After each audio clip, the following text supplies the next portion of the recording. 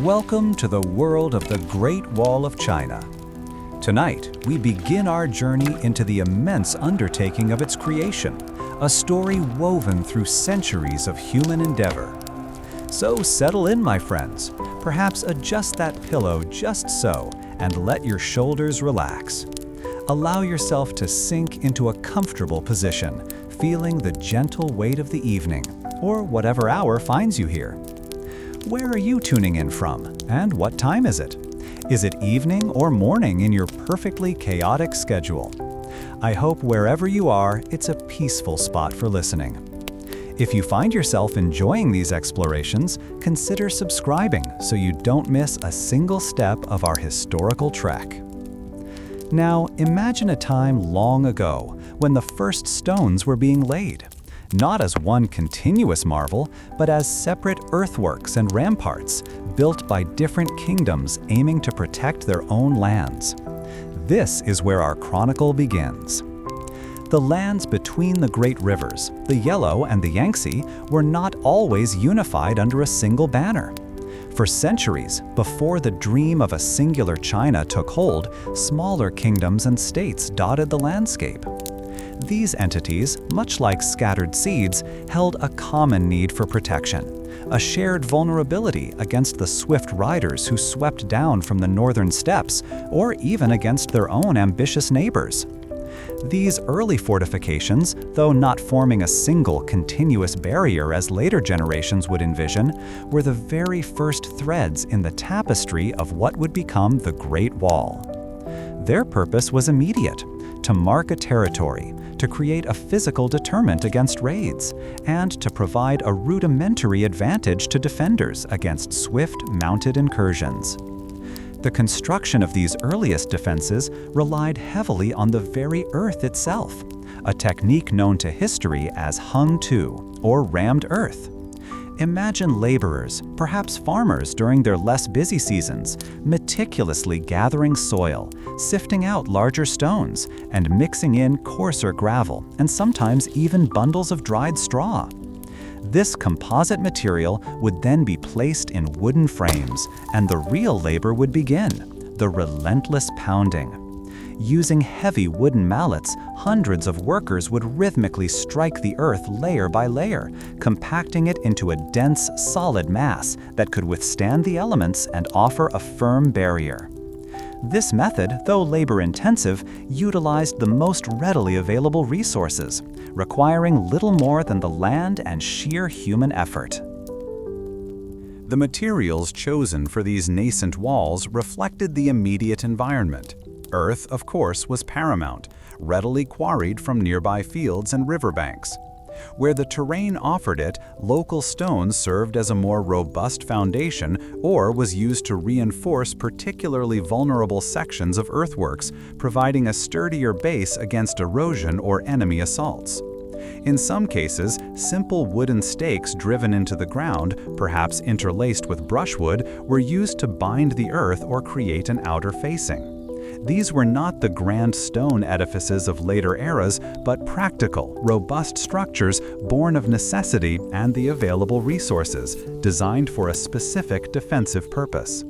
The organization of labor during this fragmented period was largely decentralized. Each state, or even each community, would marshal its own workforce, often drawing from the general populace. Farmers, artisans, and able-bodied men would be conscripted for periods of service, contributing their strength to these communal defense projects. This meant that the scale of construction varied greatly, with some walls being more extensive and better built than others, depending on the resources and the pressing nature of threats faced by that particular region. The hierarchy was simple.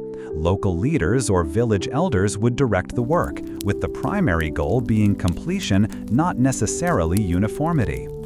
The persistent challenge faced by these early builders was the inherent advantage of their adversaries.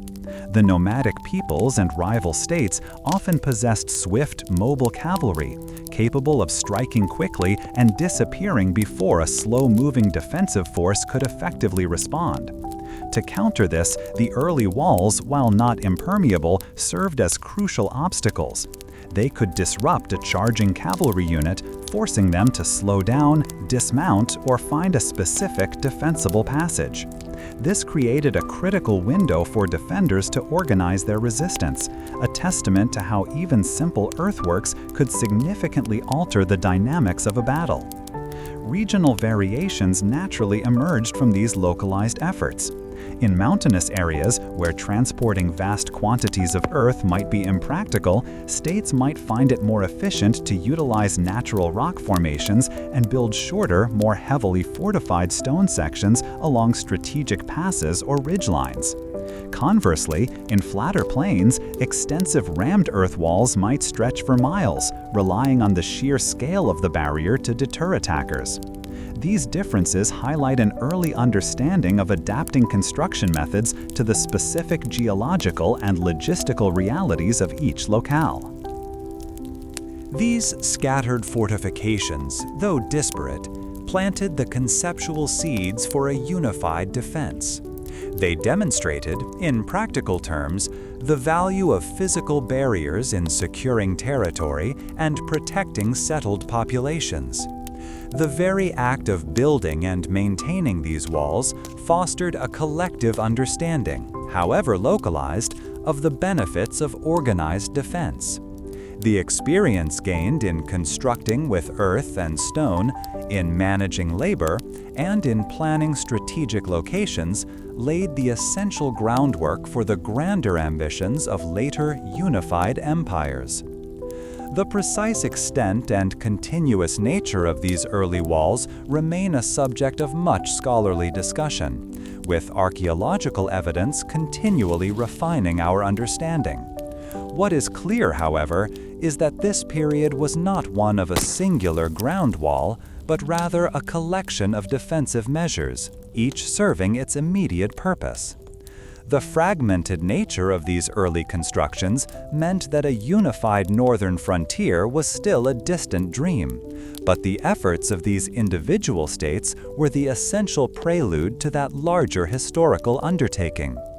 These early earthworks, built with the sweat of many and the ingenuity of necessity, demonstrate recurring patterns in human civilization's quest for security.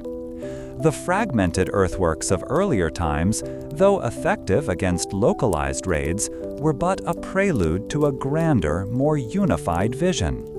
When Qin Shi Huang, the first emperor, unified the warring states in 221 BCE, his ambition extended to securing the entire northern frontier of his nascent empire. His decree transformed a patchwork of earthen ramparts into a single, formidable concept of a continuous defensive line, a monumental undertaking that would forever alter the landscape of northern China. This ambitious project demanded a systematic approach, far exceeding the localized efforts of the preceding eras. The core technique remained that of rammed earth, a method known as hung tu, where layers of soil, gravel, and sometimes a binding agent like straw were pounded down with heavy wooden mallets to achieve considerable density and strength. However, under the Qin, this process became far more standardized and efficient, driven by the sheer scale of the undertaking and the need for uniformity across vast stretches of territory. Materials were largely dictated by the immediate environment, with readily available earth forming the primary substance of the walls. Yet, the Qin engineers understood the value of proper soil selection, recognizing that certain earth compositions offered greater durability and resistance to the elements. Local stone was also extensively utilized, particularly for reinforcing foundations and for constructing strategic points like mountain passes and the bases of watchtowers, providing a more stable anchor against the relentless northern winds. The sheer human resources required for such a colossal endeavor were staggering, necessitating an immense mobilization of labor. The Qin dynasty's conscription system brought together soldiers, convicted criminals, and vast numbers of ordinary citizens, farmers pulled from their lands to serve the state's monumental vision. These workers were organized under a strict hierarchical structure, with overseers and foremen responsible for managing large workforces, directing their efforts and ensuring that the relentless pace of construction was maintained even under arduous conditions. The greatest challenge confronting the Qin builders was the sheer magnitude of the task, combined with the logistical complexities of supporting hundreds of thousands of laborers in often remote and unforgiving northern regions. Providing adequate food, water, and shelter for such a workforce was a monumental undertaking. The state established rudimentary supply lines, though historical accounts suggest these were often brutally enforced. And wherever possible, existing infrastructure or natural features were incorporated to ease the burden of moving materials and people. Regional variations in construction were an inevitable consequence of incorporating existing fortifications and adapting to diverse geographical features. The Qin did not start from entirely virgin ground. They connected, strengthened, and extended pre-existing walls built by earlier states, meaning that the specific materials and techniques employed could differ depending on the original construction they were integrating into their grand design. This consolidation created a more cohesive, albeit still varied, defensive system. The historical impact of the Qin dynasty's efforts cannot be overstated. They forged the very concept of a unified Great Wall, laying the conceptual and physical groundwork for subsequent dynasties. While perhaps not the continuous stone and brick marvel often envisioned today, this period established a powerful precedent for large-scale state-sponsored infrastructure projects aimed at securing the empire's borders and asserting its authority over the northern frontier. Scholarly debate continues regarding the precise extent and absolute continuity of the Qin Wall. Some historical interpretations suggest it was less a single, unbroken barrier and more a network of interconnected defensive fortifications and strategic passes. Nonetheless, the ambition to create a unified defensive system, the systematic approach to construction, and the immense scale of the undertaking firmly cemented the Great Wall's place in imperial strategy. Consider the immense effort. Millions of people, over years, moving earth, stone, and timber, all driven by the will of one emperor to create a boundary. This era truly marked a turning point, shifting from localized defenses to a grand imperial statement of power and control. This consolidation of existing defenses and the addition of new sections set the stage for all that would follow, a testament to the enduring human drive to shape the landscape for security and order.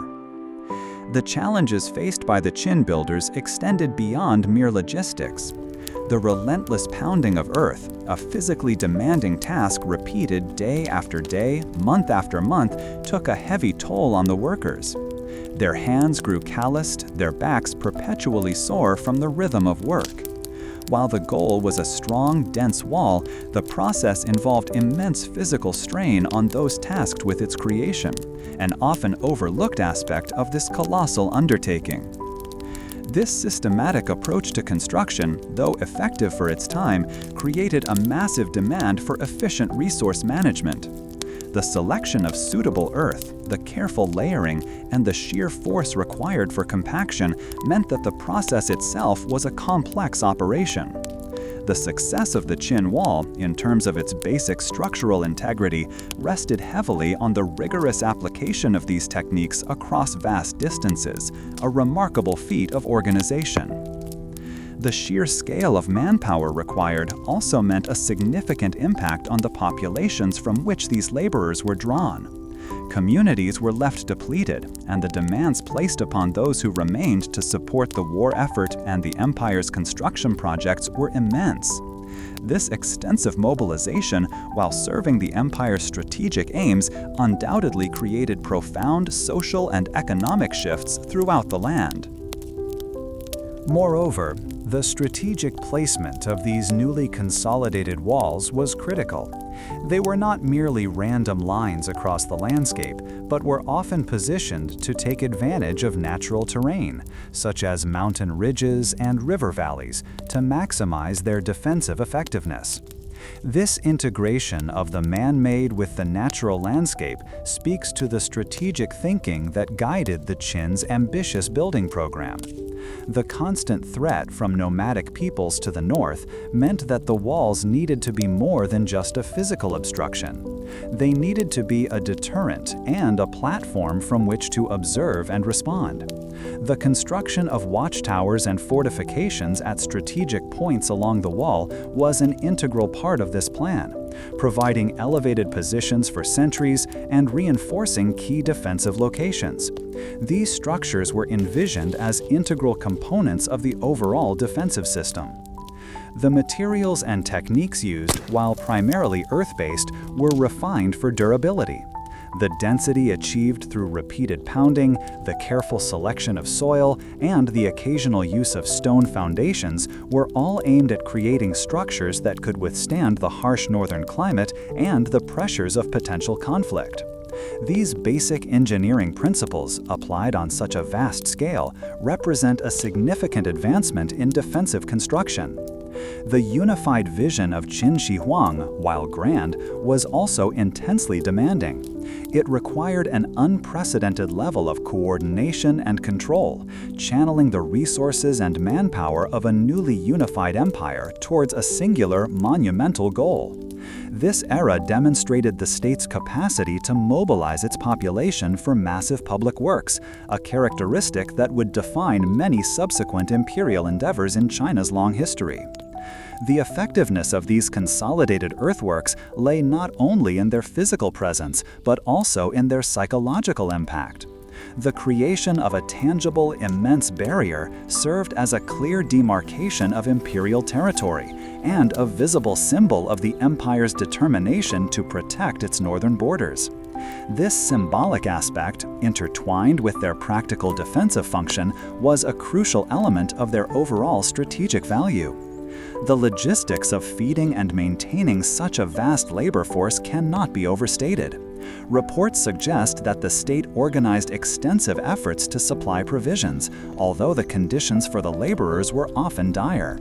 Ensuring that these workers, the very foundation of this colossal undertaking, were minimally sustained was a complex logistical challenge that required significant administrative oversight and control. The very act of connecting disparate sections of pre-existing walls required considerable engineering skill. Identifying suitable connection points, ensuring uniformity in height and width where possible, and integrating new sections with older ones demanded careful planning and execution. This process of linking and consolidating was as vital as the construction of entirely new portions of the defensive line. The historical consensus is that while the Qin wall was primarily earthen, it laid the essential blueprint for the more elaborate structures to come. Its success, despite the immense human cost and logistical challenges, established the Great Wall as a central element of Chinese frontier defense, a concept that would be expanded, refined, and reimagined by successive dynasties for centuries to come. The sheer labor involved in pounding the earth, a monotonous yet physically taxing task, required immense discipline and endurance from the workers. Their efforts, though not directly creating the finished product of stone and brick, were foundational to the very existence of this monumental barrier. This reliance on human effort, driven by imperial decree, is a hallmark of this ambitious construction phase. Such unification and consolidation reveal the complexity of historical ambition. The Han Dynasty, following the initial consolidation of China, turned its gaze westward, seeking to secure and expand its influence across vast territories. This ambition directly reshaped the purpose and construction of the defensive lines established by earlier rulers. The need to protect vital trade routes, most importantly the legendary Silk Road, became paramount. transforming the wall from a purely northern barrier into a guardian of commerce and cultural exchange stretching towards the setting sun. The emperor's vision extended the frontier, demanding a more robust and adaptable system than the rammed earth of the past. Advancements in construction techniques marked this era. While rammed earth, known as hangta, remained a primary method, the Han Dynasty saw increased incorporation of fired bricks and tiles, particularly in crucial strategic locations, such as forts and garrisons built along the extended routes. These materials offered greater durability and resilience than compacted soil alone, especially in the harsh desert conditions encountered in the West. Furthermore, the development of more sophisticated watchtowers and beacon towers designed for effective communication across great distances became a hallmark of Han engineering and military strategy. The materials themselves underwent a subtle but significant evolution, reflecting a growing understanding of engineering and endurance. Fired bricks, meticulously crafted from carefully selected clay and baked in kilns, provided a more consistent and durable building block compared to the variable quality of rammed earth. To improve the stability of the earthworks, especially in areas prone to erosion or shifting sands, gravel and reeds were often mixed into the layers before they were pounded down. In more refined constructions, the use of lime-based mortars began to appear, offering a stronger binding agent for stone and brickwork, a testament to the Han's growing technical expertise. Labor organization under the Han Dynasty continued the practice of conscripted labor, but with a more integrated military component. Vast numbers of common citizens, soldiers, and even individuals sentenced for crimes were mobilized for the immense task of extending and maintaining the wall. This system meant that soldiers themselves were often tasked not only with defending the wall, but also with its construction and upkeep, blurring the lines between warrior and builder. This dual role ensured a ready workforce that was already accustomed to military discipline and the rigors of frontier life. Maintaining such an extensive and geographically diverse system presented immense challenges. The arid western regions, where the wall stretched across deserts and along mountain ranges, demanded constant attention to resource management and logistical support for the laborers and garrisons. Solutions involved the development of efficient signaling systems, utilizing smoke by day and fire by night through the strategically placed beacon towers to relay information about approaching threats. The construction of strategically located forts and supply depots also became essential to sustain troops and maintain the integrity of the frontier defenses against both nomadic incursions and the unforgiving desert environment. The western extensions of the Han Wall exhibited notable regional variations, dictated by the landscape and the immediate threats. In mountainous areas, natural features were expertly incorporated into the defensive line, minimizing the need for extensive artificial construction. In flatter, more exposed regions, watchtowers became more frequent and robust. In areas where resource availability was more limited, or where the perception of threat dictated less permanent fortifications, less sophisticated materials were used, with the understanding that more frequent repairs would be necessary, a pragmatic approach to managing vast defensive perimeters. The historical impact of the Han Dynasty's efforts cannot be overstated. The wall, extended and reinforced, became a crucial artery for the Silk Road, a vital network that facilitated not only trade, but also the exchange of ideas, technologies, and cultures between East and West. This secured corridor allowed goods and travelers to move with a greater degree of safety, fostering economic prosperity and cultural diffusion across continents. The wall thus became a potent symbol of Han power, its reach, and its commitment to securing the vast networks that connected its empire to the wider world. scholars continue to analyze the effectiveness of the Han Wall in protecting merchants and its broader role in the expansion of Chinese influence. The precise extent of continuous construction versus a series of connected fortifications is a subject of ongoing debate, as is the actual military efficacy of these structures against determined invaders. However, contemporary accounts and archaeological evidence consistently highlight the wall's significant contribution to frontier stability and its role in projecting imperial authority into distant regions, underscoring its multifaceted importance in the Han era. The need for efficient communication across the vast western reaches of the Han Empire led to a significant investment in signaling infrastructure. The watchtowers and beacon towers that punctuated the wall's line were not mere lookouts. They were sophisticated nodes in an ancient communication network. These structures, often built with more durable materials like stone and brick, were designed to be visible from great distances, facilitating the rapid relay of news regarding enemy movements.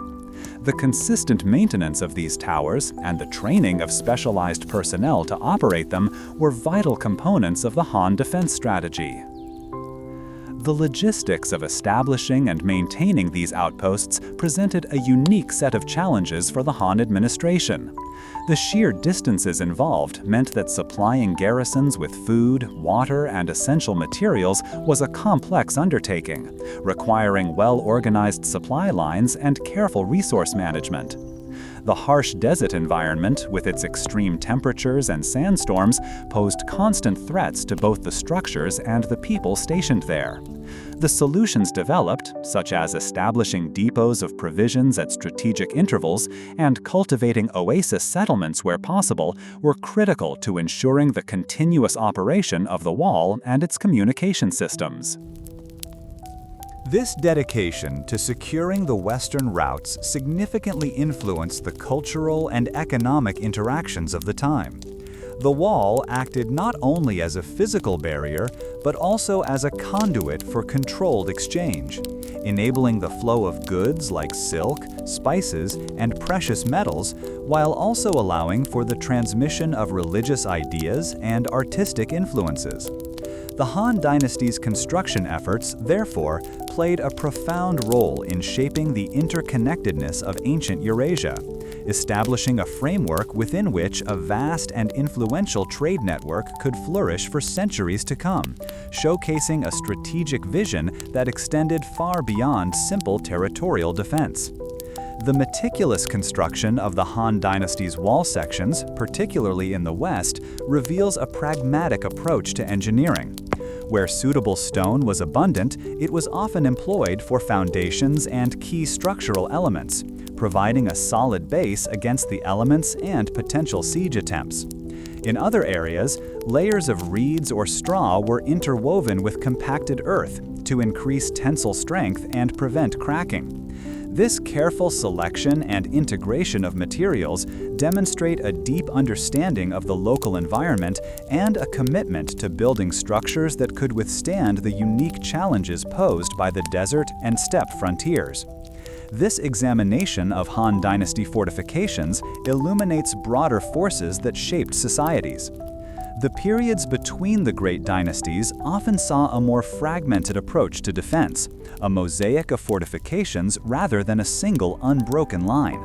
Following the ambitious consolidation of the Qin and the westward expansion of the Han, the centuries that stretched from the Wei, Jin, and southern and northern dynasties through the Sui and Tang dynasties presented a different picture.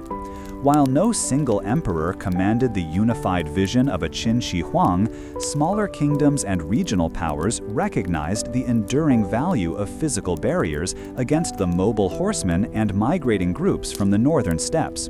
These efforts, though less grand in scale, represented a continuation of the protective impulse that had begun centuries earlier. During these intermittent eras, the approach to construction often mirrored the immediate needs and available resources of a particular region or a ruling family. Instead of vast imperial mandates dictating every brick and stone, sections of existing walls might receive significant repair and reinforcement, especially in areas that remained active frontiers. Other, less threatened stretches, however, were allowed to fall into gradual disrepair, succumbing to the persistent forces of nature and the passage of time. This meant that while the foundational techniques of rammed earth, or hangtu, continued to be employed, sometimes with improved compaction, the application of fired bricks, which had seen some use in the Han, became more localized. The reliance on locally available materials intensified during these less centralized periods.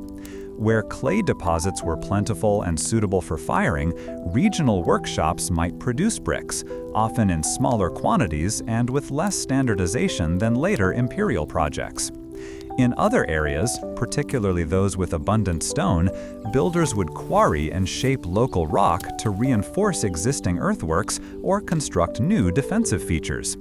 In more heavily forested regions, where wood was readily available, timber palisades and earthworks might even be incorporated into the defensive lines, reflecting a pragmatic adaptation to the immediate environment. Labor organization shifted away from the massive empire-wide conscription of earlier times. Instead, workforces were typically organized on a more localized scale, often under the authority of regional military commands or local administrative officials. These overseers would draw upon the available manpower within their jurisdictions, frequently utilizing soldiers garrisoned in frontier forts or conscripting nearby peasant populations for periods of service. This distributed model meant that the intensity and efficiency of construction and maintenance could vary dramatically from one locality to the next, depending on the local leadership and the urgency of the perceived threats. The primary challenge faced during these centuries was the inherent lack of a unified imperial vision for the entire northern frontier. This absence of a singular, overarching strategy led to inconsistencies in maintenance and construction efforts across the vast territory. What one kingdom might vigorously defend and expand, another might neglect due to shifting priorities or the very real limitations of resources.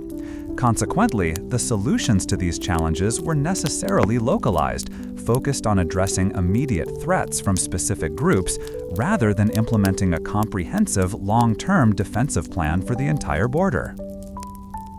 These intermittent eras thus highlight significant regional variations in the defensive systems. Consider, for instance, how a particular mountain pass, a critical choke point for northern incursions, might have been heavily fortified with well-maintained stone ramparts and watchtowers due to continuous military pressure. Meanwhile, a more exposed stretch of open steppe, further from major population centers, might feature a less substantial, perhaps mostly earth-based barrier, relying more on the mobility of its garrisons than the strength of its static defenses. The nature of the threat itself, whether from swift cavalry raids or more protracted sieges, also dictated the specific designs and materials employed in different areas. These periods, therefore, demonstrate that the concept often referred to as the Great Wall was not a single static entity built and completed at one time. Rather, it was an evolving system, a patchwork of defenses that waxed and waned in importance and construction with the changing political landscape. The maintenance and repair efforts undertaken by various regional powers and dynasties during these intermediate centuries were crucially important, as they served to preserve earlier structures, ensuring that the conceptual and physical integrity of the defensive lines, however fragmented, was carried forward. Scholars continue to piece together the intricate tapestry of these times, engaging in careful mapping and analysis of the scattered defensive systems. The fragmented nature of these fortifications, often built and modified by different political entities over centuries, presents a complex puzzle. Understanding the precise extent and the chronological layers of construction in these less unified periods requires meticulous research into regional chronicles and archaeological findings, offering a more nuanced view of China's long engagement with its northern frontiers, a continuous process of building, adapting, and defending. This intricate history makes one pause to consider how a great undertaking, even when not centrally directed, can still reflect a shared, persistent human need for security and the marking of one's place in the world. This constant adaptation in construction and material use, driven by immediate threats and local resources, underscores how human communities shape their environment to meet fundamental challenges. The dedication of soldiers and laborers to reinforce existing structures or erect new ones, even without a singular grand vision, speaks volumes about their resolve in protecting their homelands. The watchtowers, though perhaps less frequently manned than in later eras, stood as silent sentinels, a testament to the enduring purpose of these ancient barriers. The Song dynasty, a realm of profound cultural and economic vibrancy, found itself pressed by formidable powers to its north. The Lao, Jin, and ultimately the formidable Mongol forces presented a persistent challenge, a situation quite different from the earlier periods of fragmented states. This era demanded a re-evaluation of defensive strategies, moving beyond the simple notion of a continuous barrier to something more nuanced, more strategically focused. The state therefore pivoted, emphasizing the strengthening of critical mountain passes and river crossings, key arteries for both trade and potential invasion, rather than attempting to replicate the vast, sprawling lines of earlier eras. These Song fortifications often utilized the natural topography to their advantage, transforming steep mountain slopes and treacherous river bends into formidable defensive strongholds. Their approach involved the construction of large, heavily fortified cities and key passes, designed not to halt an army in its tracks, but to withstand prolonged sieges and funnel attackers into unfavorable terrain. While older sections of the wall were indeed maintained, the primary investment was in these concentrated points of defense, reflecting a calculated response to the nature of the threats they faced. This strategic depth, rather than sheer length, became the hallmark of Song frontier policy. The materials employed in these Song strongpoints reflected a commitment to durability and permanence. Beyond the continued use of compacted earth, which offered a solid foundation, there was a notable increase in the application of stone and, in certain strategically important locations, advanced brickwork. These materials were chosen for their inherent strength, capable of withstanding the battering ram and the corrosive effects of time and weather in critical defensive positions. The emphasis was on creating structures that would endure, serving as anchors for their defensive system. Song labor would have been organized with a different purpose in mind compared to the mass conscriptions of earlier periods. The construction of particular forts, the reinforcement of mountain passes, or the fortification of river crossings necessitated specialized skills. This involved skilled masons capable of fitting heavy stone blocks precisely and engineers who understood the principles of siege defense. Alongside these artisans, conscripted soldiers and general laborers would have contributed, but the focus remained on project-specific deployment rather than a sustained empire-wide building campaign. The Song's primary strategic quandary stemmed from the superior cavalry of their northern adversaries. Facing swift, mobile forces, a static, continuous wall offered less advantage than positions that could absorb the shock of an attack and offer secure bases for countermeasures. Their solution, therefore, lay in creating heavily fortified positions that could withstand lengthy sieges and, more importantly, channel enemy movements into narrow passes where their cavalry advantage would be negated and their infantry could be effectively engaged. This required careful planning of defensive layouts. The defensive posture of the Song dynasty displayed significant regional variations, a direct consequence of adapting to the specific geographical and political landscape of the time. In areas where natural defenses were already robust, like towering mountain ranges or impassable rivers, the song might have focused on augmenting existing features, with smaller fortifications or garrisons. Conversely, in more open terrain, they would have invested heavily in constructing extensive walled cities or imposing mountain passes, concentrating their resources where they offered the most strategic leverage. This era highlights a distinct shift in defensive philosophy, a movement toward prioritizing strategically vital points over sheer territorial length. Rather than constructing a continuous barrier across the entire northern frontier, the Song chose to invest in a network of formidable, well-defended locations. This approach, while potentially leaving gaps, allowed for a more concentrated deployment of resources and manpower where they were most needed, reflecting a pragmatic response to the specific military pressures of the time. The subsequent Yuan dynasty, notably established by the very Mongol peoples who had challenged the Song, naturally did not prioritize building a wall to defend against their own kin. Their empire encompassed vast territories, and their military strength lay in mobility and expansion, not in static defense against their traditional nomadic base. This period, therefore, marked a significant pause in the grand tradition of continuous wall construction, a lull before a later dynasty would revisit and dramatically reimagine the concept. Scholarly views often ponder whether the Song dynasty missed an opportunity by not investing more heavily in a continuous wall system.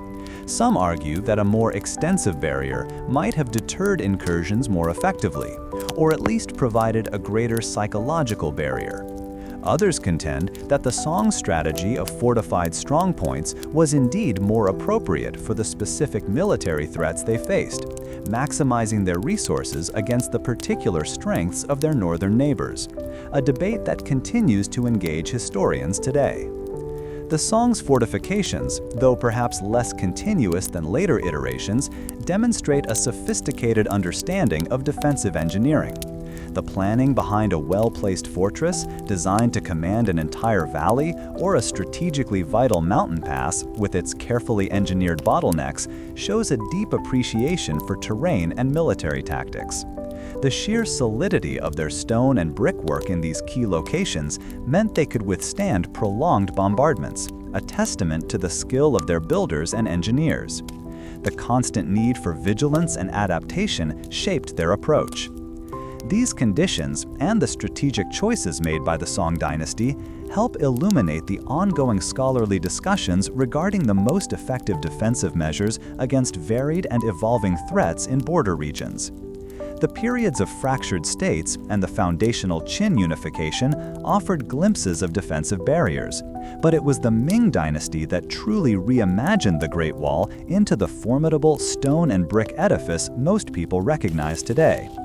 This significant undertaking, spanning from 1368 to 1644 CE, arose from a potent combination of renewed threats from the north, particularly the lingering power of Mongol successor states and other nomadic groups, and a deliberate imperial policy to solidify the empire's northern frontier. The Ming emperors looked upon the earlier, often earthen defenses not as the final word, but as a foundation upon which to build something far more enduring and impressive, a stark declaration of their dominion and resolve. This era saw a profound shift in construction techniques, moving decisively away from the rammed earth methods of earlier times towards sophisticated masonry. The sheer scale of the operation meant that vast quantities of fired bricks became the primary building material, manufactured in enormous kilns erected near quarries and along construction routes.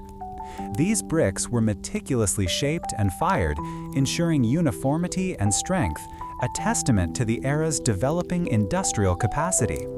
Complementing the brickwork, precisely cut blocks of granite and limestone formed robust foundations, anchoring the massive structure against the elements and the test of time, creating a barrier built to last.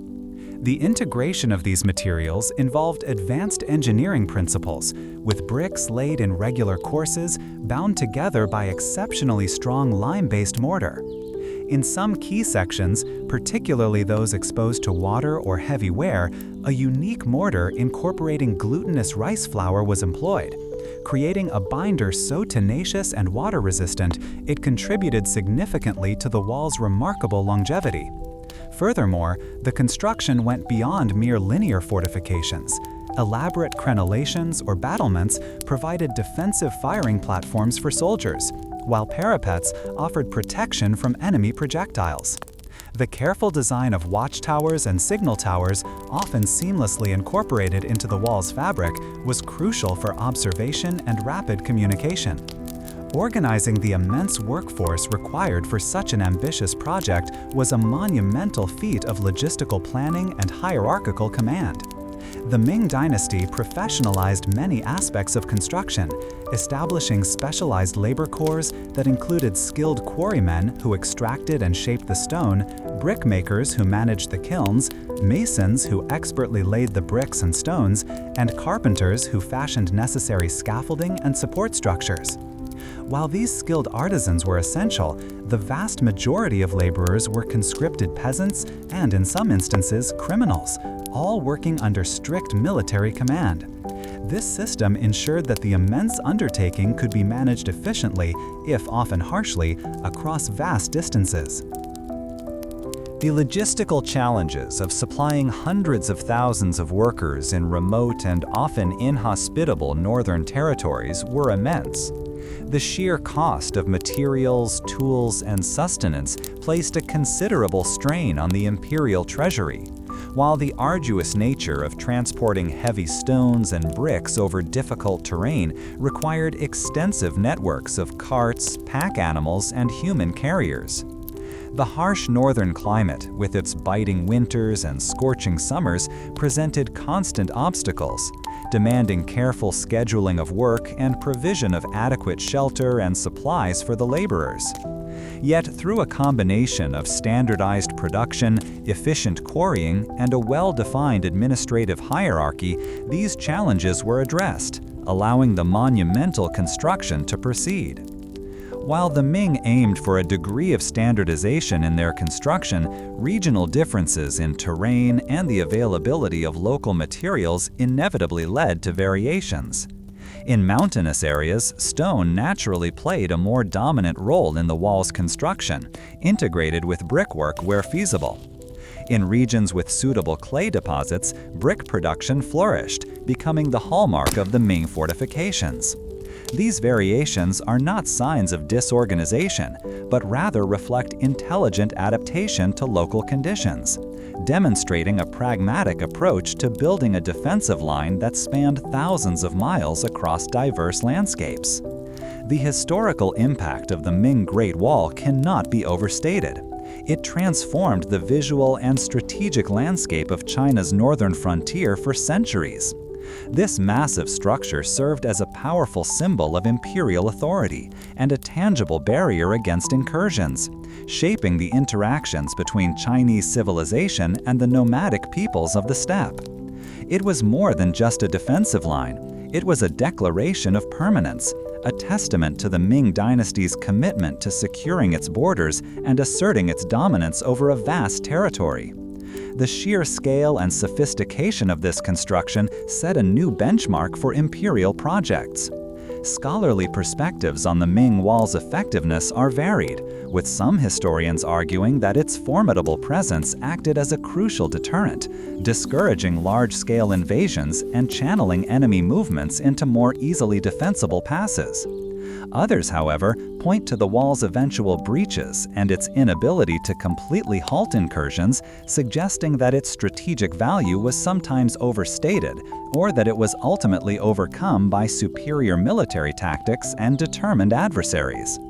This ongoing debate highlights the complex interplay between physical fortifications and the human element in warfare.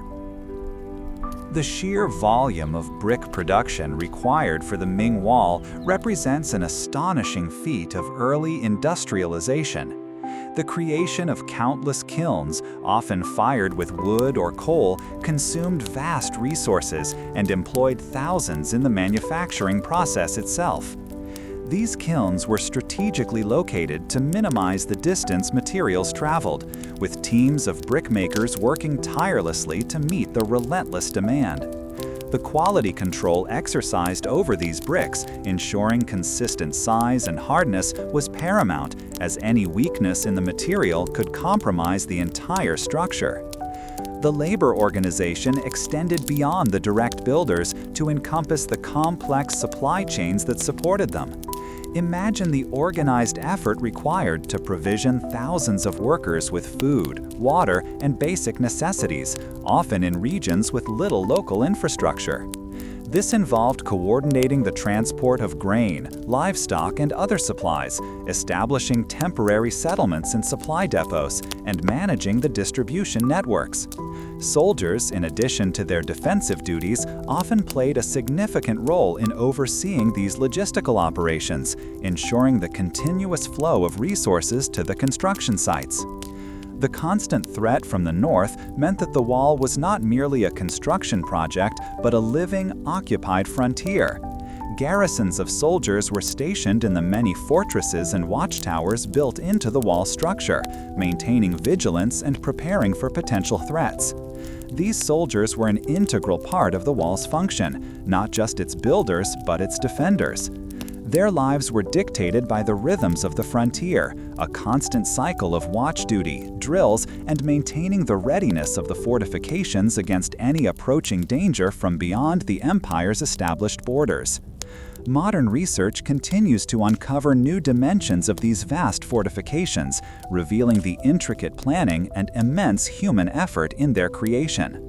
The Ming Dynasty, after reclaiming the heartland from the Yuan, faced the formidable task of re-establishing a secure northern frontier. A resurgence of nomadic power from the steppes meant that the wall, once a symbol of imperial reach, needed to be a robust defense once more. This renewed urgency spurred a transformation, turning existing earthen ramparts and scattered fortifications into a more formidable and continuous barrier, predominantly built with brick and stone. The focus shifted towards creating a wall that was not only physically imposing, but also engineered for longevity and resilience against the elements and determined attackers. The manufacturing process for Ming bricks was a marvel of organized industry, occurring in vast numbers at kilns situated strategically near construction sites. Clay, carefully selected for its quality, was dug from local deposits, then thoroughly mixed, often by foot, before being pressed into wooden molds to achieve uniform sizes. These green bricks then underwent firing in large, permanent kilns, where precise control of temperature and duration was crucial for creating durable, weather-resistant units. This careful process, repeated countless times, ensured a consistent supply of building material for the immense undertaking. Beyond bricks, the Ming construction crews were masters of stonemasonry, particularly for foundations and critical defensive features. Granite and limestone blocks, quarried from nearby mountains, were meticulously cut and shaped. The precision required to fit these heavy stones tightly together, especially at the base of the wall and around vulnerable points like watchtowers, was immense. This careful preparation prevented erosion and provided a stable, unyielding platform for the brickwork that would rise above it. The mortar used during this period represented a significant technological leap. While lime mortar was common, its binding properties were significantly enhanced by the addition of glutinous rice flour. This unique mixture, when combined with lime and water, created a remarkably strong and water-resistant adhesive. It bound the bricks and stones together with exceptional tenacity, forming a cohesive structure that could withstand the harsh northern climate and the test of time, proving far more durable than earlier earth-based cements. The organization of labor for these Ming construction projects was highly structured, resembling a military campaign. Specialized teams were formed, each with a distinct role. Quarrymen extracted the stone, brickmakers and kiln workers produced the vast quantities of bricks, masons expertly laid the materials, and carpenters constructed scaffolding and molds. These skilled groups, alongside large numbers of conscripted peasants and penal laborers, were organized under military command, ensuring efficient workflows and accountability across the sprawling construction zones. Maintaining the structural integrity of the wall across such immense distances and varied terrain presented significant challenges. The Ming engineers addressed this by incorporating sophisticated drainage systems. Small channels and culverts were built into the wall structure, directing rainwater and snowmelt away from the foundations. This meticulous attention to water management prevented the ingress of moisture that could freeze and expand, causing damage, and thus preserved the wall stability over the centuries. This enhanced construction quality, utilizing fired bricks, precisely cut stone, and superior mortar, meant the Ming Great Wall was a far more substantial and enduring structure than many of its predecessors. The sheer scale and engineering sophistication were evident in the integration of watchtowers and fortresses directly into the wall's continuous line. These reinforced positions, built to withstand attack, offered elevated vantage points and secure strongholds for the garrisons tasked with its defense. The engineering behind the fortified passes and gatehouses was particularly complex, designed to channel enemy movements into heavily defended kill zones. These crucial entry points featured multiple layers of defenses, including outer walls, inner courtyards, and strategically placed firing positions. Their intricate layouts were a testament to the Ming understanding of siege warfare and defensive tactics, creating formidable obstacles that required significant force to overcome. A peculiar detail often noted in the historical records is the deliberate placement of certain materials within the wall structure. In some instances, layers of reeds or straw were intermingled with rammed earth to improve its flexibility and reduce cracking, even in sections primarily built of stone. While seemingly simple, this understanding of material interaction speaks to an empirical approach to engineering, learned through generations of building experience. The scholarly debate concerning the cost-effectiveness of these advanced Ming techniques continues. The sheer expense of quarrying, transporting, and firing materials, coupled with the massive labor required, represented an enormous investment of imperial resources. Some historians argue that the robust and enduring nature of the Ming Wall justified the expenditure, providing centuries of defense. Others question whether these resources could have been more effectively deployed in different defensive strategies. The rigorous training of soldiers and laborers in specific signaling codes, such as the number of smoke puffs by day or fire signals by night to indicate enemy numbers, was paramount for efficient communication. These signals, relayed from one strategically placed tower to the next, allowed for rapid intelligence sharing along the vast frontier. This constant vigilance, fueled by diligent communication, formed the backbone of the wall's active defense. The meticulous detail in the construction of the Ming Wall ensured its longevity and formidable defensive capability, making it a much more imposing structure than earlier iterations. The evidence within the very stones and bricks speaks to an era of significant innovation and strategic foresight in imperial defense.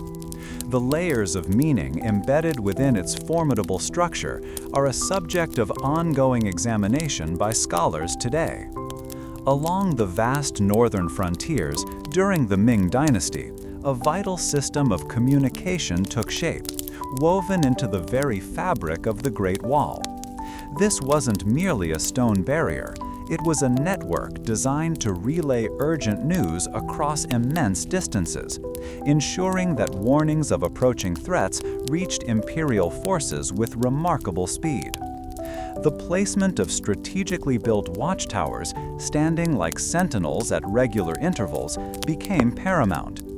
These towers, spaced often within clear sight of one another, formed the backbone of a sophisticated messaging system. The construction of these towers themselves was a significant undertaking, reflecting the advanced building techniques of the Ming era. Crafted with sturdy brick and stone, often utilizing the same strong lime and rice mortar that bound the main wall, they were built to endure the elements and to house dedicated garrisons. This material choice ensured their longevity and provided solid foundations for the vital role they played. Each tower was more than just a lookout point. It was a crucial node in a continuous chain of intelligence. The methods employed for relaying messages were ingeniously simple yet highly effective. By day, smoke signals were the primary means of communication. Depending on the size and nature of the approaching force, different numbers of smoke plumes would be sent skyward, each puff a deliberate signal understood by the next tower. This required meticulous training for the soldiers stationed there. As darkness fell, the watchtowers transformed into points of light. Fire signals, varying in intensity and number, replaced the smoke, allowing the message to continue its journey through the night. The clarity of these signals depended on the careful tending of bonfires and a shared understanding of the established codes among the various garrisons. This constant vigilance required dedicated personnel, trained to interpret and transmit these visual cues with precision. The success of this entire system hinged on the careful planning of tower placement. Engineers considered the terrain, the likely approaches of any enemy, and the need for unobstructed sightlines between each station. More exposed or vulnerable stretches of the wall, particularly those facing open plains or commonly used invasion routes, would naturally feature a higher density of these towers, ensuring swift and reliable notification. The challenge of maintaining such a vast and complex communication network across hundreds of miles was considerable. Ensuring that signals were sent accurately, received clearly, and relayed promptly required unwavering discipline and coordination. The sheer distances involved meant that delays could prove disastrous, so the standardized signaling codes and the strategic placement of towers were the primary solutions to overcome these obstacles. Moreover, the potential for enemy forces to intercept or deliberately mislead with false signals was a persistent concern. The garrisons manning these towers were trained not only in sending signals, but also in recognizing potential deceptions. This added another layer of complexity and vigilance to their duties, demanding constant alertness and discernment in their observations. The historical impact of these signaling systems cannot be overstated. They allowed for the rapid deployment of troops to areas under threat, enabling a more agile and effective defensive response than would have been possible with mere static defenses. This interconnectedness fostered a sense of collective security along the immense frontier, as news could travel faster than any marching army. Scholars examining these communication networks often marvel at their efficiency, comparing them to more modern systems of rapid transit for information. The ability to convey critical information across such distances using basic elements like smoke and fire speaks to a deep understanding of strategic communication and the human capacity for organized, responsive action. This communication network, vital for the wall's function, was not uniform across its entire length. The density and design of the towers, for instance, could vary significantly based on the regional threat assessment. Sections more exposed to open terrain or known invasion routes received more numerous and robust tower installations to ensure the most rapid and reliable information relay possible. This intricate system of towers and signals, a testament to the Ming Dynasty's foresight, reflects universal human responses to the pressures of securing vast borders. The colossal task of raising the Great Wall was not just about stone and earth. It was about the countless hands that shaped it, the sweat and toil that cemented its foundations. Across dynasties, the individuals who labored on these monumental projects lived lives dictated by the rhythm of construction, often far from the comforts of home. Their stories, etched not in official records, but in the sheer magnitude of their accomplishment, offer a profound glimpse into the human cost of empire. The sheer physicality of the work demanded an incredible resilience from those tasked with its creation. Imagine laborers, often drawn from the peasantry, soldiers, and even those serving sentences of punishment, engaged in the repetitive, back-breaking labor of moving earth and stone. They would spend their days transporting heavy baskets filled with soil, carefully tamping it down in layers using wooden mallets, a process known as hung-tu. This required immense strength and a monotonous rhythm, day in and day out, with the ground beneath their feet becoming increasingly solid. Materials directly dictated the nature of the toil. Working with massive stone blocks for foundations, especially in the mountainous northern regions favored by the Ming, meant teams of men would labor together, straining against ropes and levers to position each immense piece. In contrast, the widespread use of rammed earth, while perhaps less glamorous, required a different kind of endurance. It was a test of sheer stamina, the ceaseless pounding of earth day after day, season after season, under whatever conditions the northern frontier presented. The organization of labor varied considerably, but always centered on immense scale. During the Ming Dynasty, for instance, the construction efforts resembled an industrial undertaking. Specialized corps of laborers existed: quarrymen who extracted the stone, brickmakers who toiled in vast kilns, masons who skillfully fitted the blocks, and countless others who mixed mortar, carried materials, and managed the sheer logistics. These skilled artisans and laborers, alongside conscripted soldiers and peasants, formed a hierarchical structure, all overseen by military commanders and appointed officials tasked with ensuring progress and discipline. The challenges faced by these workers were formidable, extending far beyond the physical demands. Imagine the difficulty of securing adequate food and water for hundreds of thousands of men spread across vast, often arid or mountainous terrain. Provisions had to be transported over long distances, and any disruption to these supply lines could lead to severe hardship or unrest. Moreover, living in temporary camps, often exposed to harsh weather, meant constant vulnerability to disease. A simple cough could easily turn into something more serious in such conditions, and medical care was rudimentary at best. Conditions, of course, could differ greatly depending on the specific location and the overseer in charge.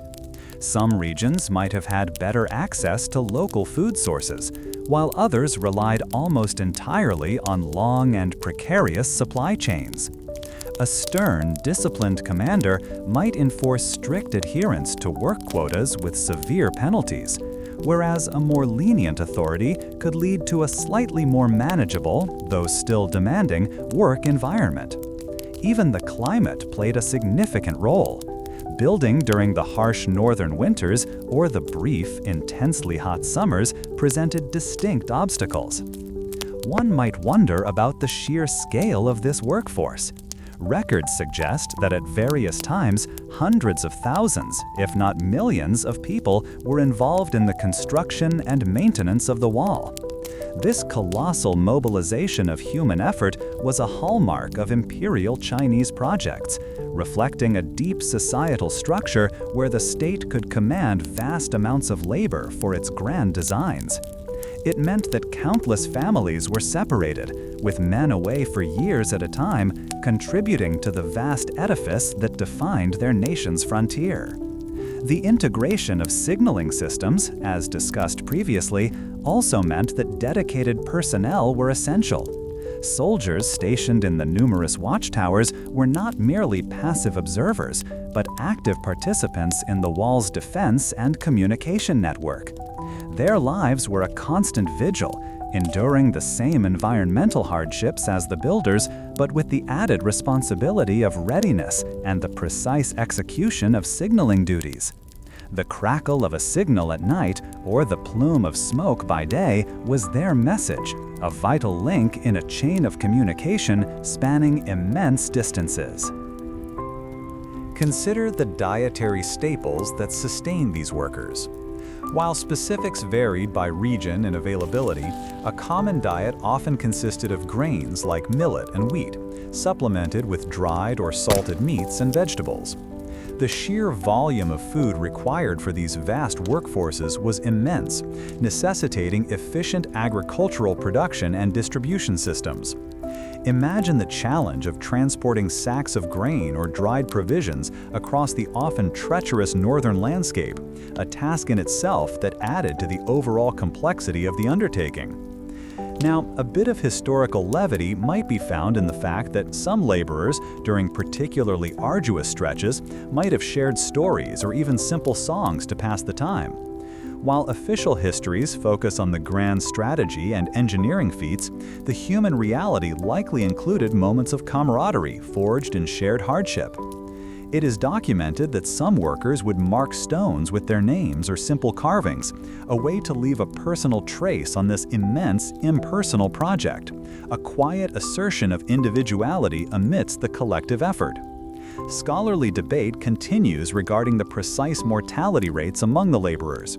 While folklore often paints a grim picture of bodies being built into the wall itself, historical analysis suggests that while conditions were undoubtedly harsh and deaths frequent due to accidents, disease, and exposure, this gruesome imagery is largely an embellishment. However, the impact on the lives and families of these millions of laborers was profound and undeniable, shaping generations and leaving an indelible mark on the social fabric of the communities from which they were drawn. These collective experiences and the sheer human effort required to build and maintain the Great Wall offer a vital perspective on the vast scale of imperial ambition and the lives of ordinary people who made such ambitions a reality. Along the vast northern frontier, the Great Wall stood not merely as a passive barrier, but as an active platform for defense, a system designed to channel, observe, and resist approaching forces. This dynamic role meant that the strategies employed by defenders evolved considerably across the dynasties that maintained and expanded the structure. The very materials used in its construction were integral to this defensive capability. Sturdy stone and precisely fired bricks, bound by resilient mortar, could absorb the impact of arrows and other projectiles, while the deep foundations provided stability against siege engines and the relentless forces of nature. These robust structures served as more than just a continuous line. Fortified passes and strategically placed gates acted as crucial choke points, funneling attackers into narrow, easily defended corridors where concentrated missile fire and troop deployment could be most effective. The watchtowers, built at regular intervals, offered elevated vantage points from which soldiers could survey the surrounding terrain, spotting approaching enemies long before they reached the main wall. This constant vigilance was a cornerstone of the wall's tactical purpose, allowing for timely responses. The soldiers and garrisons stationed along the wall were the living embodiment of its defensive strategy. Their organization into distinct units, each responsible for a specific section, determined the overall posture of resistance. This involved not only manning the ramparts, but also actively maintaining the structures, ensuring that any signs of weakness or damage were quickly addressed to prevent breaches. Their training and deployment were meticulously planned, reflecting a deep understanding of the landscape and the nature of potential threats. The primary challenge faced by those defending the wall was the threat of large-scale invasions, particularly by swift and formidable cavalry forces from the steppes. To counter this, defenders developed integrated defense systems that combined static fortifications with mobile garrisons and sophisticated signaling networks. The rapid relay of information, often through smoke signals by day and fire by night from the beacon towers, allowed for troops to be redeployed effectively, concentrating their strength where it was most needed. Adapting to new siege technologies also presented a constant challenge.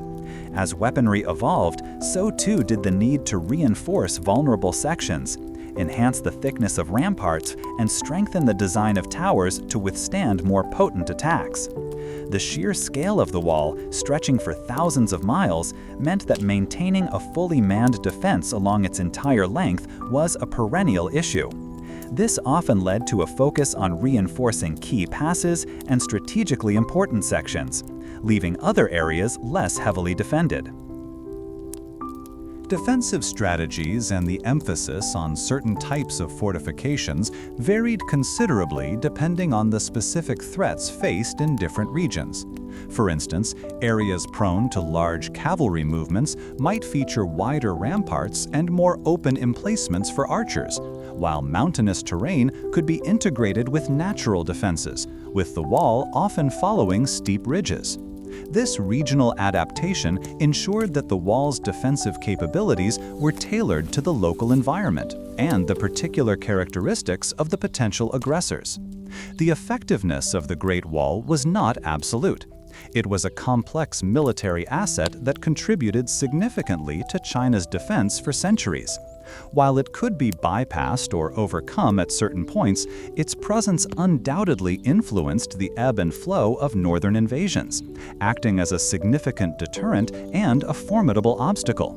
The economic and social impact of maintaining such a vast defensive system also played a role in shaping frontier politics and internal policies. This period of dynamic defense highlighted the strategic genius required to adapt ancient fortifications to evolving warfare. The constant need to maintain, reinforce, and effectively utilize the wall against varied threats shaped the lives of those who served on its ramparts. It became more than just stone and earth. It was a living, breathing part of the empire's military apparatus, constantly responding to the pressures of its northern frontier. The scholarly debate continues regarding the wall's ultimate military efficacy, with some arguing it was a crucial deterrent and others pointing to instances where it was breached or rendered less effective by broader geopolitical shifts. Nevertheless, its role as a symbol and a physical manifestation of imperial power and defense strategy remains undeniable. The evidence from this era of adaptation continues to inform scholarly understanding of ancient defensive engineering and frontier management. The Great Wall, long understood as a bulwark against invasion, also served profoundly different purposes during times of peace, acting as a critical instrument for managing the flow of goods, people, and ideas across China's vast northern frontier. Beyond its formidable stone ramparts and watchtowers, the wall's fortified passes and gates functioned as the arteries of trade and diplomacy, channeling commerce and controlling who entered and exited the empire's settled lands. This administrative role was as vital to the state as its military function, weaving a complex tapestry of economic regulation and border oversight into the very fabric of the structure itself. The fortified gates, often imposing structures of brick and stone, were not merely defensive positions, but also the customs houses and immigration offices of their day, meticulously managed by dedicated garrisons.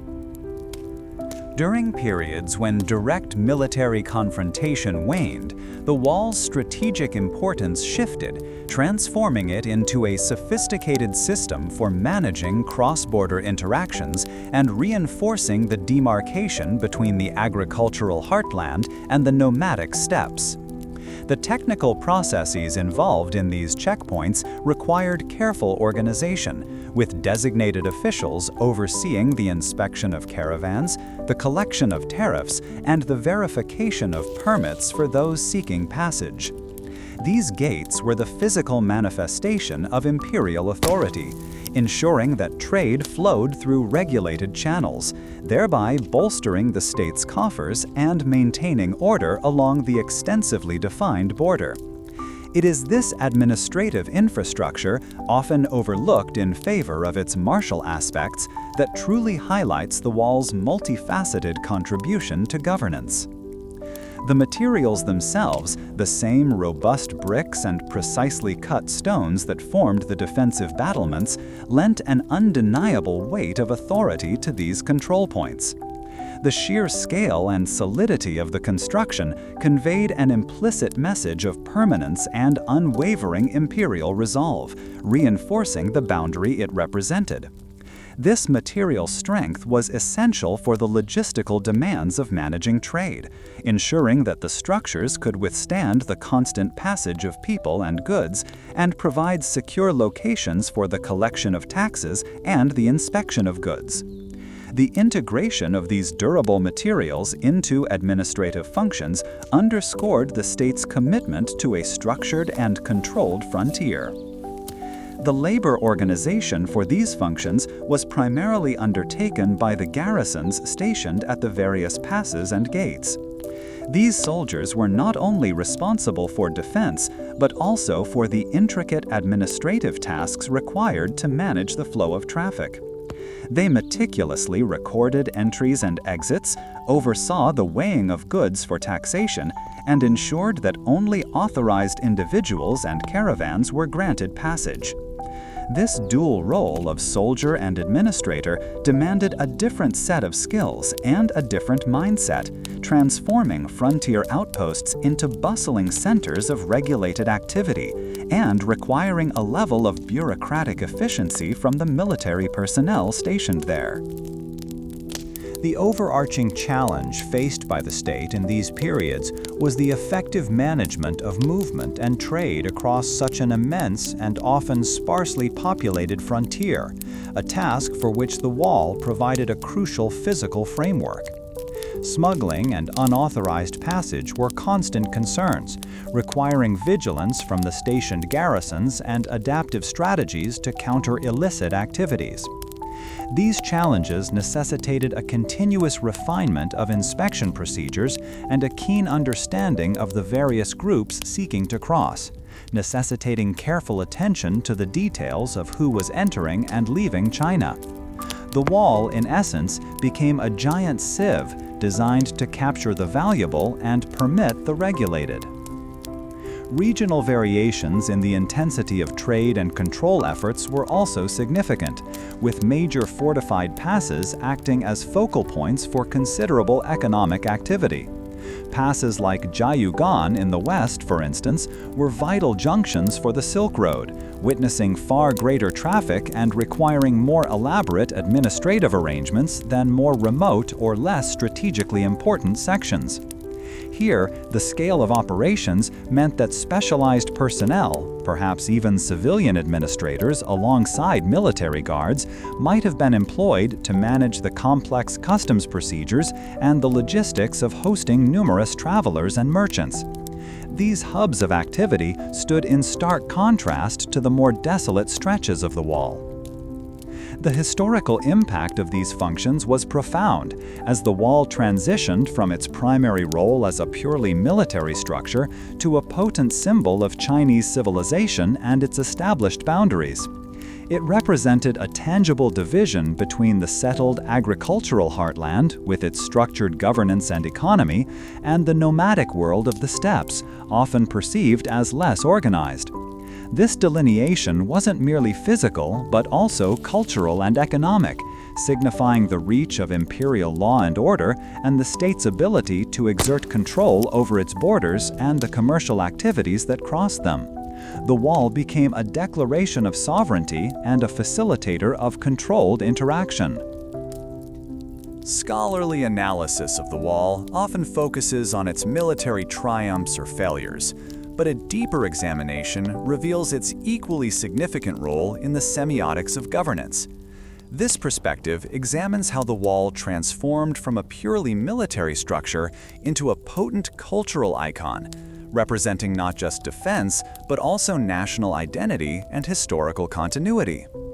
The administrative functions embedded within its design speak volumes about the empire's capacity for organization and its enduring efforts to manage its vast territories and complex relationships with neighboring peoples, shaping perceptions both within and beyond its borders. Now, you might wonder about the daily routines of those tasked with this dual role of guard and administrator. Imagine the scene at a busy pass during a period of active trade, perhaps under the Ming Dynasty when such controls were particularly stringent.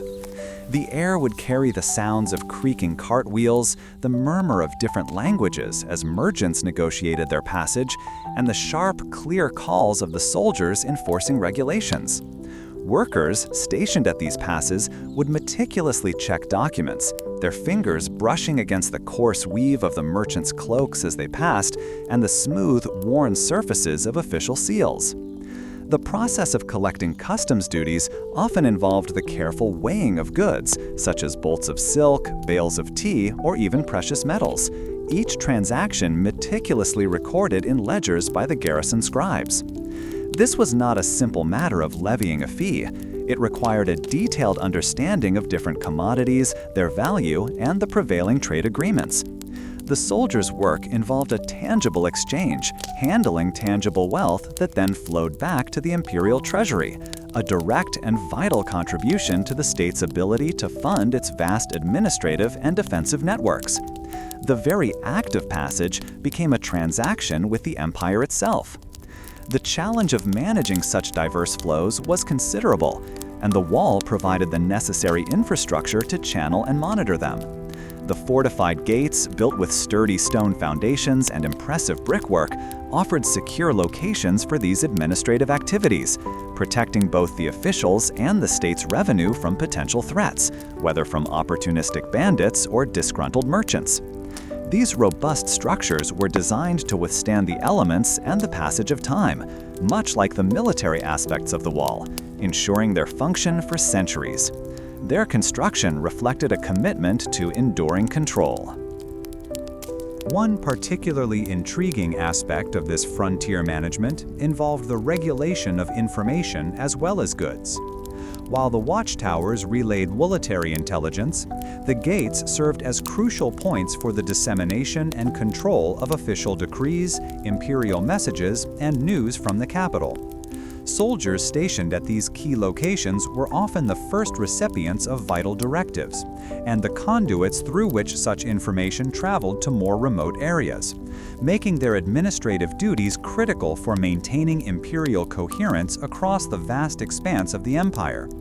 This allowed for the swift communication of laws and policy.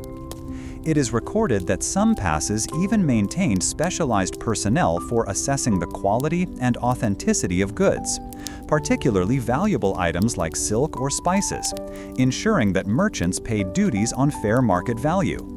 This level of detail highlights the sophisticated approach to trade management, reflecting a deep understanding of commerce and a desire to maximize state revenue while fostering controlled economic exchange.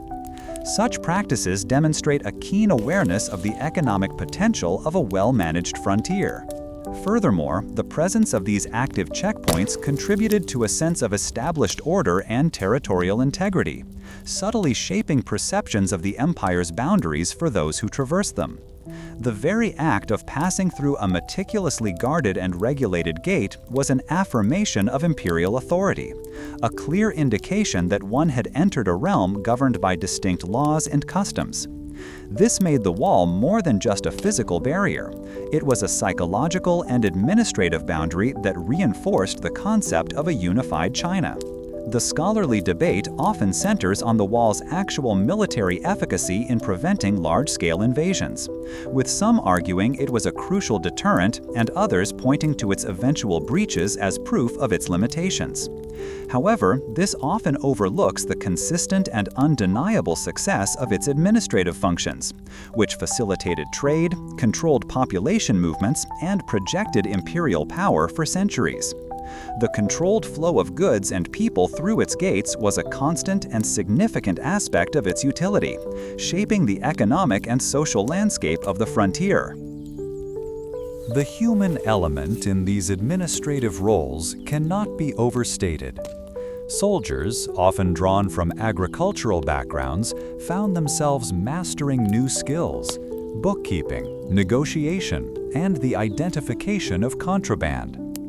Their daily lives involved a rhythm dictated not only by military drills, but also by the arrival and departure of caravans, the meticulous recording of trade transactions, and the enforcement of imperial regulations. This required a unique blend of discipline, awareness, and adaptability from those stationed along the frontier.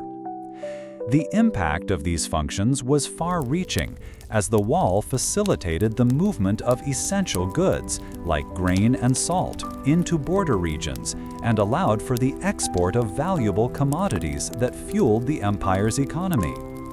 This controlled trade not only enriched the state, but also helped to integrate frontier populations into the broader imperial system, fostering a degree of interdependence and loyalty. The passage of goods, therefore, was a direct contributor to the stability and prosperity of the empire. This intricate network of gates and passes, managed by disciplined garrisons, demonstrated a persistent effort by successive dynasties to establish and maintain a defined frontier, influencing not only political relations but also cultural exchange. The interactions at these checkpoints, the languages spoken, and the goods traded all contributed to a complex intermingling of cultures along the borderlands, creating unique frontier societies. The wall became a stage for this cultural dialogue. It's worth noting that the specific types of goods regulated and the duties levied could change significantly between dynasties, reflecting evolving economic priorities and geopolitical considerations. For example, during periods of great demand for certain luxury goods from the West, the passes might have seen increased traffic and more stringent inspection protocols to ensure the collection of higher tariffs. This adaptability underscores the dynamic nature of the wall's administrative role. These administrative, economic, and symbolic functions represent recurring patterns in human civilization, illustrating how massive infrastructure projects can serve multifaceted purposes beyond their initial conception. The need to defend vast frontiers waned, yet the Great Wall endured. A sentinel no longer actively patrolling, but standing as a testament to centuries of effort. As new methods of warfare emerged, particularly with the advent of powerful cannons and more mobile armies that could bypass static defenses, the wall's strategic importance as a physical barrier began to diminish, transforming its role from an active military asset into something more akin to a historical monument. This shift in purpose meant that the immense labor forces, once tasked with pounding earth and laying bricks under harsh directives, were no longer mobilized on the same grand scale for construction or even regular maintenance. With the cessation of large-scale military campaigns requiring its direct involvement, the materials of the wall itself began a slow, natural process of reclaiming its former state. Sections constructed primarily of rammed earth, especially those in more remote or less accessible areas, felt the persistent work of wind and rain, gradually eroding the tightly packed soil and exposing the reinforcing layers of straw or brushwood. Where stone blocks had been meticulously fitted, weathering and freeze-thaw cycles in the northern reaches caused some to shift or crumble, and the robust lime mortars that once bound the Ming Dynasty's brickwork started to break down, allowing moisture to seep in and weaken the structure. Even the more durable brick sections, particularly those built with less refined techniques or materials in earlier eras, began to show signs of decay without constant attention. The organized efforts that once directed armies of laborers, soldiers, and even convicts to build and maintain the wall gradually dissolved as the need for constant upkeep lessened. Preservation, when it occurred, shifted from a national military imperative to more localized initiatives, often driven by the immediate concerns of communities living near specific sections. These efforts might involve repairing a damaged watchtower for local use or reinforcing a particularly scenic pass that served as a regional landmark, rather than maintaining the entire vast perimeter. The grand, centralized command structures that orchestrated the wall's construction and defense saw their roles transform or fade, leaving many stretches to the slow, relentless forces of nature. The primary challenge facing the Great Wall became its own preservation against the combined forces of natural decay and increasing human impact over the centuries. Without the constant vigilance of garrisons and the ongoing work of laborers, sections of the wall succumbed to erosion, landslides, and the simple passage of time, particularly in the more desolate northern and western regions, where resources for upkeep were already scarce. Furthermore, as the wall transitioned from a military frontier to a cultural icon, it also faced new pressures. Some travelers, seeking mementos, chipped away at the bricks, while others erected structures or diverted sections for their own purposes, inadvertently contributing to its fragmentation. In response to these challenges, a new form of labor and organization emerged, focused not on expansion or defense, but on restoration and conservation. Dedicated teams of engineers, historians, and skilled craftspeople began to assess the condition of various sections, prioritizing those that were most historically significant or structurally threatened.